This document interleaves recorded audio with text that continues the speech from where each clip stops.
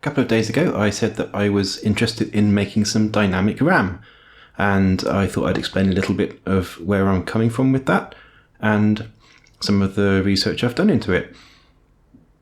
The reason I started looking into this was I saw a YouTube video, which I'll link, maybe I'll put a thingy in the corner of the screen for that, where they did a pretty good job of demonstrating how dynamic RAM works.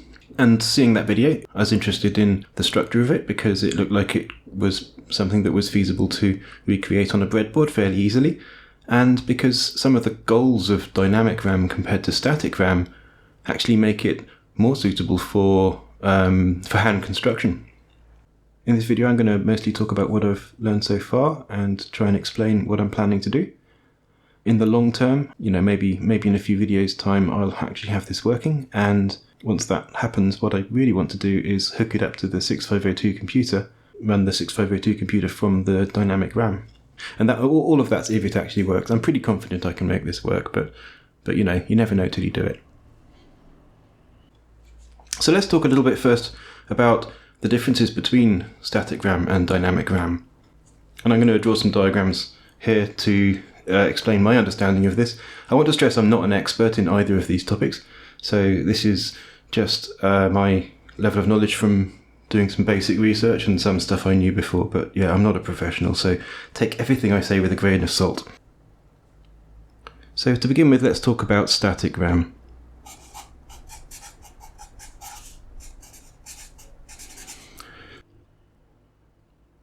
The main unit of static RAM, which you might call a cell, can store 1 bit of data, and this is usually implemented one way or another by a pair of inverters. So there's one inverter, and I'm going to draw the other one underneath it, and what you do is you put these inverters back to back. I'm going to put a little resistor in here as well. I'll explain why in a sec. So this configuration of 2 inverters back to back is a basic static RAM cell, and it's capable of storing 1 bit. If I mark this line here D, then if D is low, then the top inverter will invert that so that this right hand side over here is high. Then the second inverter inverts that back again to a low value, and you can ignore the resistor for now. That means that D is still low, and it will, even after any input here has been removed, it will continue to remember that state. Similarly, if D was high and the input was then removed, that would have been inverted to low through the top inverter and inverted back to high again through the bottom one, so that kind of loop of 2 inverters will continually remember that state in a static fashion. And that doesn't need any external circuitry to make it keep remembering that state. It will just do that forever.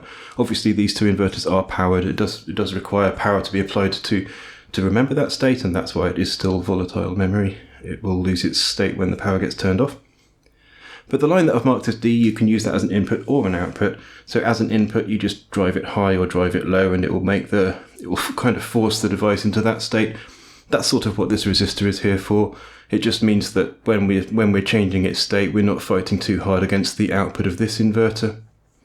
It's possible that the thing providing an input at D is a rather high impedance, for example, and this resistor just increases the impedance from this inverter to allow whatever is trying to drive D to have a chance of winning. You can also use D as an output though, so if you're not driving a signal onto it, then you can use that to tap out the value of the static RAM cell.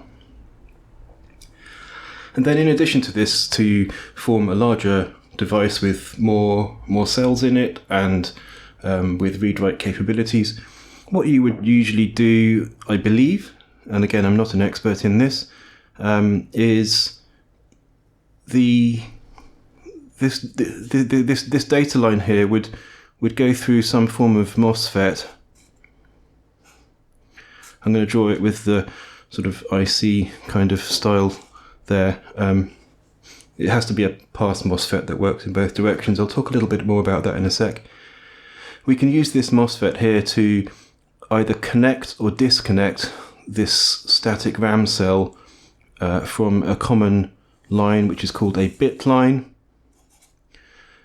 So when the input to this MOSFET is driven high, let's say it's an N-channel device, when this input is driven high, that means that D is essentially connected to this bit line. And there would be other static RAM cells elsewhere on the bit line with their own control signals coming into them, and they would just be the same, exactly the same structure here as that first one. But let's say this one was low and that one was high. That means that this static RAM cell is going to be represented on this bit line, while this one is not. And then kind of down at the bottom, this would then feed into some kind of multiplexing, demultiplexing circuitry, which allows potentially multiple bit lines to be chosen between. I believe in the lingo of memory circuits, you'd call this a row. Sorry, this would be a column. And across in the other direction, because you tend to make these things two-dimensional on silicon, in the other direction there would be row lines which come across like this, and these row lines are used to select one row of cells and connect that entire row of cells to the corresponding bit lines. So, you know, we could have another bit line here with you know, another static RAM cell here, and another one down here. You get the point. These things would all be kind of connected in a massive array. I won't draw the rest of that. So with this mechanism, there's row selection circuitry, which uses part or most of the address maybe to choose which of the rows to activate, and exactly one row has its row line held high. I can't remember what they're called actually. Word line maybe, I'm not sure. But exactly one of these horizontal row lines is held high, and that enables all of the static RAM cells on that row, connecting them to the vertical bit lines. And then down here you have some circuitry which either reads or writes the states of those bit lines. So it either latches it in and then passes it out of the chip, or it reads a value from its own kind of data bus and forces it onto these bit lines, which will in turn kind of flow through whichever MOSFETs are enabled and set the state of the corresponding cells. So that's how static RAM works, or at least my understanding. And if you look at the complexity of the cell, that's the critical thing which leads us to consider dynamic RAM. Each cell requires a MOSFET to connect it to the bit line or not. We're not going to be able to get rid of that one. That's still going to be required in the dynamic version. But the rest of the cell here consists of, you can probably forget the resistor, especially if you're making an IC and you can control the traces as you please. But you're going to need two inverters here, and each inverter is essentially one transistor, one MOSFET, whatever you happen to be using. So each static RAM cell requires two MOSFETs, at least for this bit, and a pass MOSFET to connect to the data line. In a dynamic RAM cell, we do away with these MOSFETs completely. So let's have a look at how dynamic RAM works.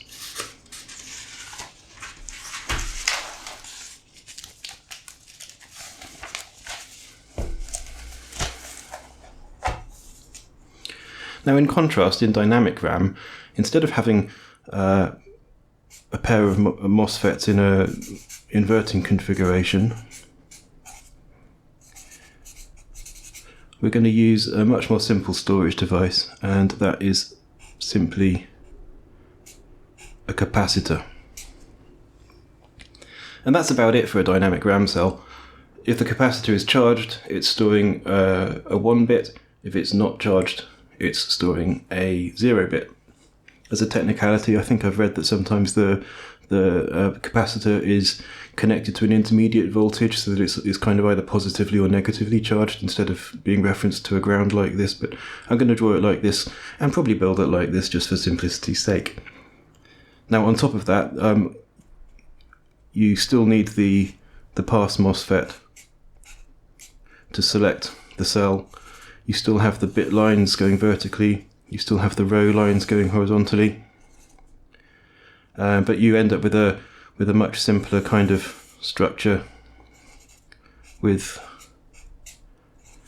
one MOSFET and one capacitor per cell. I'll draw another one down here just for good measure.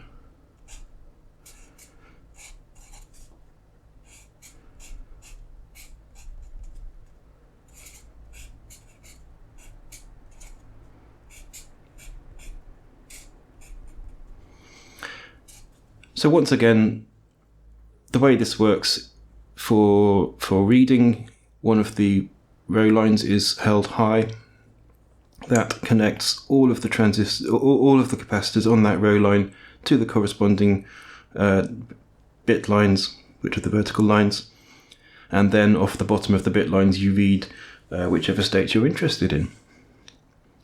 Now, the downside with using capacitors for this is that over time they lose their charge, unlike the back-to-back inverters in the static RAM. So the complication that causes is that we need to periodically top them up.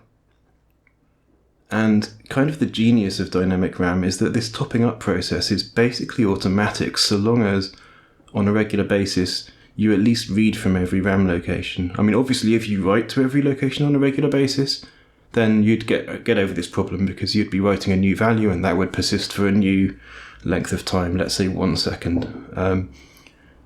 But the fact is that they arrange things so that when you read from it, it also tops it up as well. And the way they do that is connected to what the circuitry at the bottom of the bit lines is. Dynamic RAM essentially connects the bottoms of these bit lines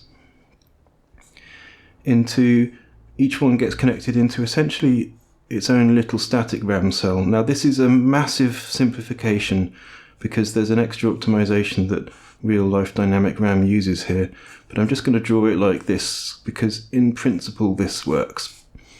In practice they use things called sense amplifiers here. I believe the reason for that is to allow them to use smaller capacitors and detect smaller differences in charge between different cells. Sense amplifiers are an interesting topic, but they're not something I'm going to be putting in straight away into this. I want to try something simpler first, and I think I have something that will work. But as you can see from this diagram here, if we activate a row of RAM cells, we connect each of their capacitors to the corresponding bit line. And if that bit line is then connected into this inverter loop, then assuming the capacitor wins over the output impedance plus this resistor here, it will trip that inverter loop into replicating the state of the capacitor. And at the same time, this inverter at the bottom will essentially be amplifying the value that came in from the capacitor and feeding it back out again. So very soon after this connection is made, this inverter will start reinforcing whatever value was already in the capacitor. So if the capacitor was high, then it would have triggered this inverter to output low, this one would output high, and then that high output from this inverter, which is at a nice high rail-to-rail inverter, let's say 5 volts, it will recharge that capacitor back up to 5 volts and essentially top it up. And similarly, if it was low, then this inverter would be inverting to high, this one would be inverting back to low again, and it would suck any charge out of that capacitor. So that's the gist of how the refresh cycle works. So long as you read or write fairly regularly, the capacitors will get charged up.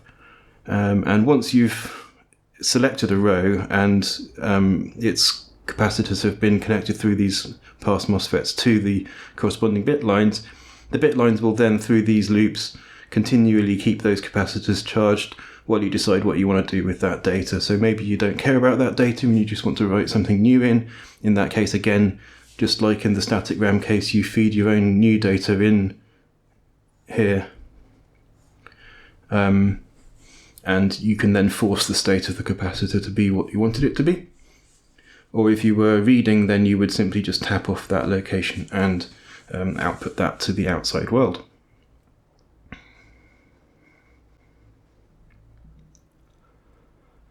I should probably talk a little bit more about sense amplifiers, because I do think they're an interesting concept. Again, I don't think that's something that I want to try and replicate right now on a breadboard, because my understanding is that you need to have very carefully tuned components and paths for that process to work properly, and I don't think we're going to be able to do that. But at the same time, I don't think we're going to need to, because I can just use bigger capacitors and slower access times, and it will work just fine like that. The general way that the sense amplifier configuration works is that this location here, which was previously just unconnected in this inverter loop, this location here is connected to a different bit line which doesn't actually share any of the corresponding row lines. And the way that's usually represented, or at least as far as I've seen, is by having a second set of memory cells on the bottom side of the sense amplifier. So you put your sense amplifiers down the middle of the chip and you have memory cells on both sides. And when you're reading a value, or writing a value for that matter, you only activate one row. You don't activate one on the top and one on the bottom, just one row overall. So one entire half of the chip is essentially idle at that point. And let's say we activated a top row on this in this setup here. This bit line here would have, for example, been connected to one of the capacitors in the top half of the chip. This row down here, this bit line, which doesn't go up, it only goes down, this bit line would actually not be connected to any of the capacitors on the bottom half of the chip, because the row line we activated was on the top of the chip. So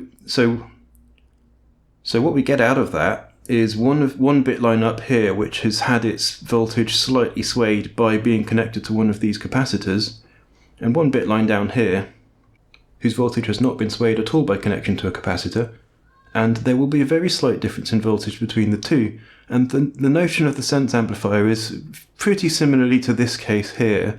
What it does is it picks up on that difference. It basically it's an equally unstable or bistable configuration, but it gets pre-charged into an intermediate state and then disabled and then re-enabled only when the row line has been connected.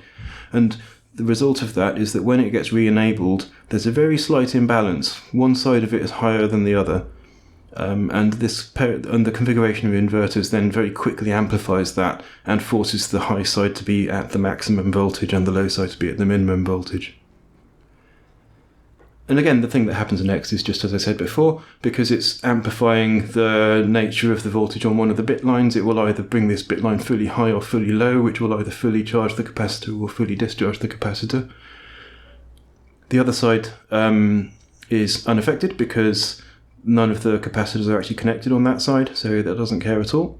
And overall it ends up refreshing the capacitors as necessary, and once again you can tap your data out from here.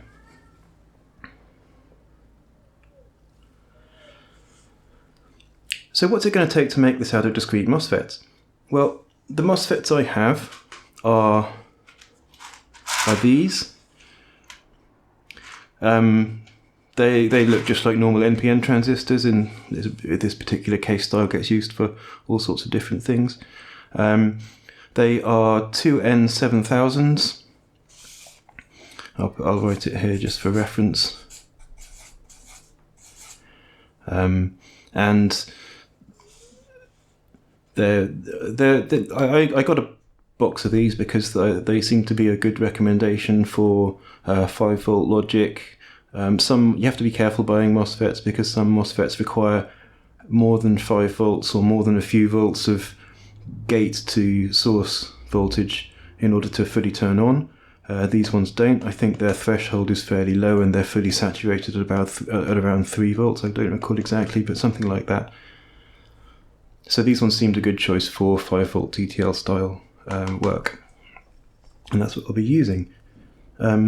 These are discrete MOSFETs though, and the symbol for a discrete MOSFET, I use the IC style MOSFETs here because that's what you tend to see in the diagrams of these things. But these are discrete N-channel MOSFETs. I'll write it here for reference. And the symbol for an N-channel MOSFET is the gate comes in at the bottom end of the kind of capacitor-like line here. These are also enhancement mode devices. So they're normally off, they're turned on by a high gate voltage. And then there are 3 connections drawn to a broken line down the middle. In an N-channel MOSFET, the bottom 2 are joined together, and there's an inward pointing arrow. And this terminal is called the source, and this terminal is called the drain. And the general function of an N-channel MOSFET like this is vaguely similar to an NPN transistor. You should draw a circle around it as well, but I'm not going to do that because it would be embarrassingly messy. But this is an NPN transistor with base, emitter and collector. And the general function is fairly similar. You can use the gate voltage to control whether current can flow from a high voltage on drain to a low voltage on source, in the same way that you sort of use the base voltage on an NPN transistor to control a current from collector to emitter. The difference is that in the NPN transistor there's a relatively low input impedance, and the base voltage being above a certain threshold will cause a current to start flowing in through the base and out through the emitter using conventional current. And the strength of that current then influences the strength of the collector-emitter current. The big difference with N-channel MOSFETs is that when the gate is above its threshold, no current really flows from the gate to either source or drain. It's basically disconnected, a bit like a capacitor. And that voltage being above a certain threshold leads to reduced resistance from drain to source, which allows increasingly large currents to flow from drain to source as that voltage continues to increase. I can't remember the details for the 2N7000, but it's something like above 1 volt, and up to about 3 volts it gradually increases that current flow. So there's one additional detail that I haven't drawn on here, and it is sometimes added to the diagram, and that is the presence of a diode going from the source to the drain. This is called the body diode, and compared to NPN transistors, depending on how you're using these, it can be a right problem.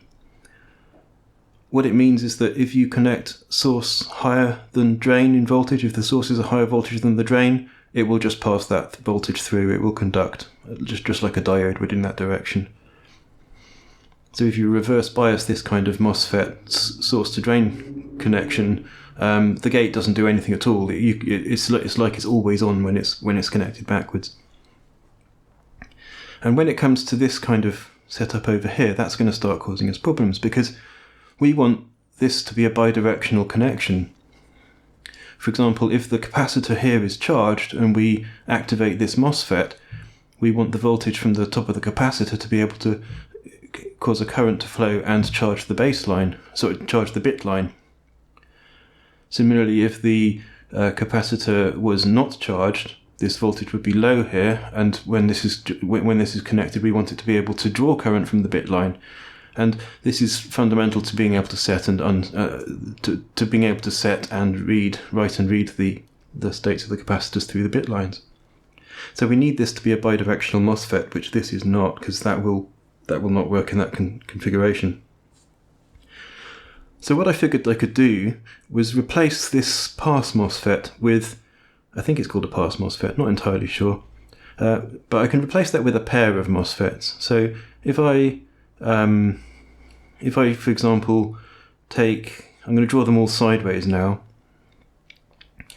If I make the gate look like this instead,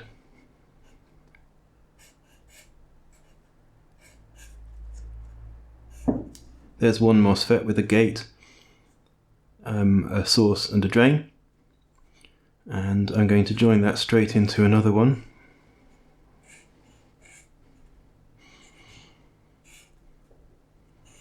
but the other way round.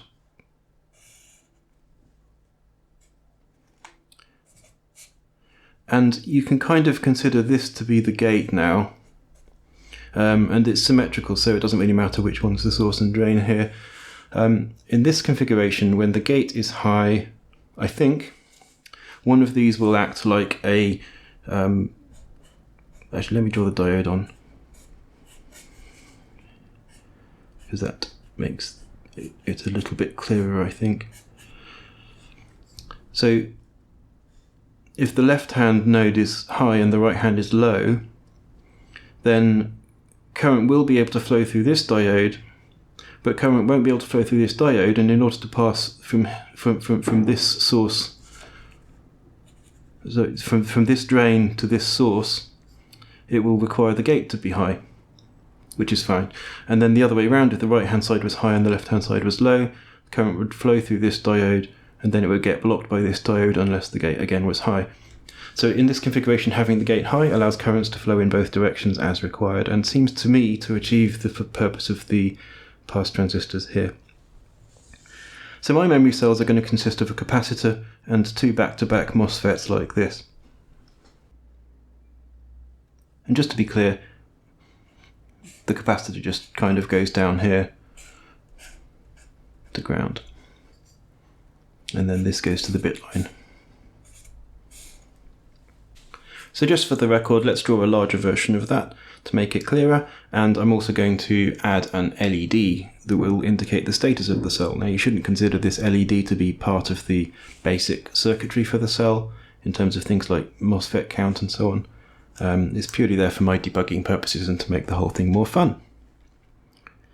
So once again we have this weird construction of two back-to-back MOSFETs.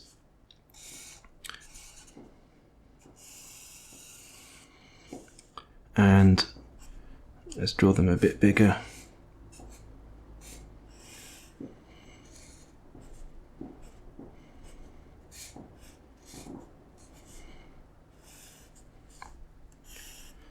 Down here we have the bit line.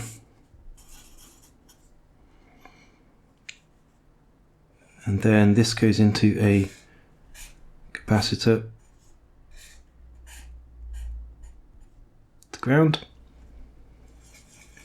And what I'm going to add to that is another MOSFET over here, exactly the same kind because I only have one kind.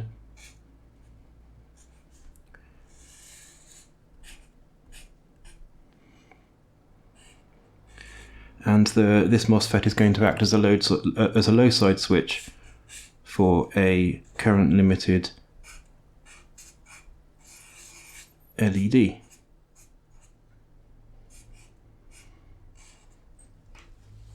So that's going to be my basic DRAM cell.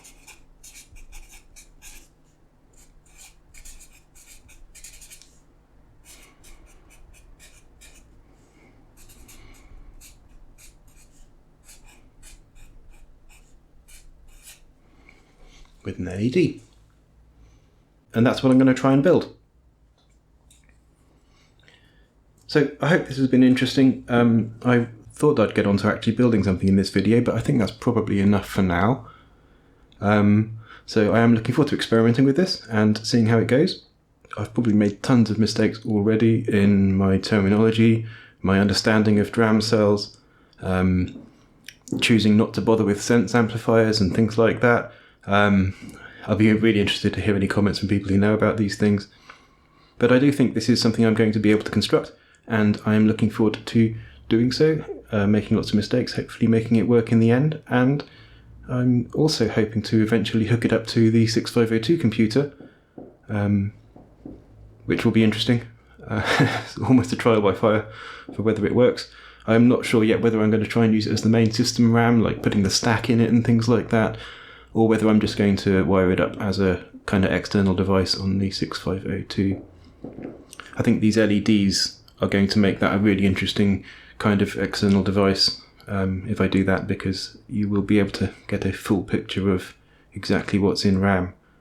And if I can be bothered to make enough cells, it could essentially act as a little mini display. We'll see. So yeah, as always, let me know what you think. Let me know all the mistakes I've made. I'd love to hear about those, hopefully before I actually go and make something that doesn't work. And yeah, if you have any other comments or queries, then please let me know, because yeah, this is an experiment for me. It's a voyage of discovery, and if there are things that I ought to be reading up on that I haven't found yet, then yeah, I would like to hear about it. So thanks for watching, and see you next time.